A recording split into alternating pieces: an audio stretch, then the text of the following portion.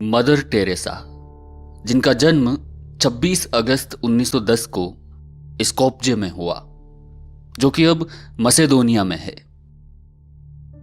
उनके पिता निकोला एक साधारण व्यवसायी थे और जब वो मात्र 8 साल की थी तभी उनके पिता परलोक सिधार गए, जिसके बाद उनके लालन पालन की सारी जिम्मेदारी उनकी माता द्राना पर आ गई।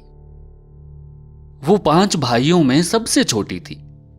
वो एक सुंदर, अध्ययनशील और परिश्रमी लड़की थी। पढ़ाई के साथ साथ गाना गाना उन्हें बेहद पसंद था और ऐसा माना जाता है कि जब वो मात्र 12 साल की थी तभी उन्हें ये अनुभव हो गया था कि वो अपना सारा जीवन मानव सेवा में लगाएंगी।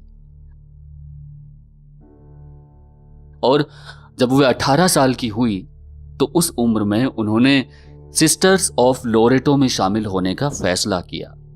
तत्पश्चात वो आयरलैंड गई, जहां उन्होंने अंग्रेजी भाषा सीखी। सिस्टर टेरेसा आयरलैंड से 6 जनवरी 1929 को कोलकाता में लोरेटो कॉन्वेंट पहुंची। वो एक अनुशासित शिक्षिका थी और विद्यार्थी उन्हें बेहद स्नेह करते थे।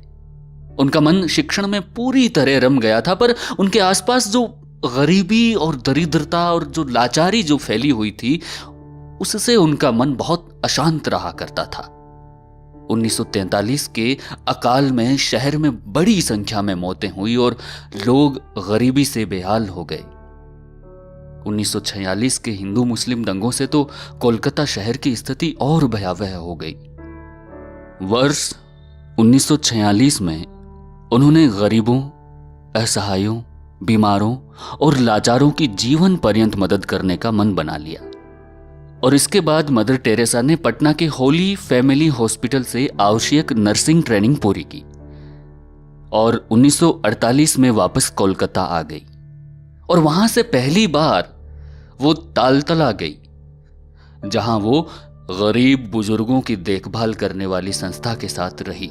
उन्होंने मरीजों के घाव धोए, उनकी मरहम पट्टी की और उन्हें दवाइयां दी। धीरे धीरे उनके कार्य से लोगों का ध्यान वो अपनी तरफ खींचती रही और इन लोगों में देश के उच्च अधिकारी और भारत के प्रधानमंत्री भी शामिल थे, जिन्होंने उनके काम की सराहना की। मदर टेरेसा के अनुसार इस कार्य में शुरुआती दौर बेहद कठिन था। वो लोरेटो छोड़ चुकी थी, इसलिए उनके पास कोई आमदनी नहीं थी। उनको पेट भरने तक के लिए दूसरों की मदद लेनी पड़ती थी। जीवन के इस महत्वपूर्ण पड़ाव पर उनके मन में बहुत उथल पुथल हुई। अकेलेपन का एहसास हुआ और लोरेटो की सुख सुविधाओं में वापस लौट जाने का ख्याल भी आया, लेकिन उन्होंने हार नहीं मानी। 7 अक्टूबर 1950 को उन्हें वेटिकन से मशीनरीज ऑफ चैरिटी की स्थापना की अनुमति मिली। इस संस्था का उद्देश्य भूखों, निर्वस्त्र, बेघर, लंगड़े लूले, अंधों और चर्म रोग से ग्रसित ऐसे लोगों की सहायता करना था जिनके लिए समाज में कोई जगह नहीं थी। मदर टेरेसा ने निर्मल हृदय और निर्मला शिशु भवन के नाम से आश्रम खोले।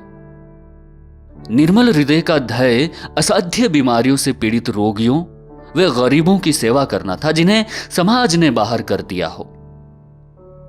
निर्मला शिशु भवन की स्थापना अनाथ और बेघर बच्चों की सहायता के लिए हुई। वो कहते हैं ना, सच्ची लगन और मेहनत से किया गया काम कभी असफल नहीं होता। यह कहावत मदर टेरेसा के साथ सच साबित हुई। मदर टेरेसा को मानवता की सेवा के लिए अनेक अंतर्राष्ट्रीय सम्मान और पुरस्कार प्राप्त हुए।